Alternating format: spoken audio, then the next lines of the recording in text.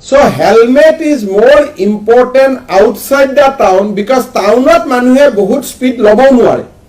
There is a natural restriction because of traffic eta Guwahati korpa speed lobo, so much traffic jam, you cannot have any speed, so there is a natural barrier to the speed.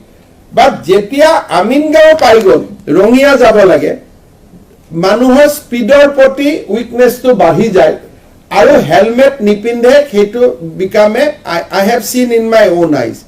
So all SP may strictly enforce traffic law outside the jurisdiction of the town and city, while town and city will continue to enforce. কিন্তু town and চিটিৰ বাহিৰত এইটো বস্তু আপোনালোকে বঢ়াই দিয়ক. গুৱাহাটীত যিবিলাক আমাৰ কেমেৰা আছে, কেমেৰাত এতিয়াতো ষ্ট্ৰীট আমাৰ CCTV আহিব, বাট আদাৰৱাইজ যি ট্ৰেফিক কেমেৰা আছে তাতে বহি whomever you seen without helmet fine কৰা কাগজ পঠোৱা এইটো খুব আৰম্ভ কৰি দিয়ক.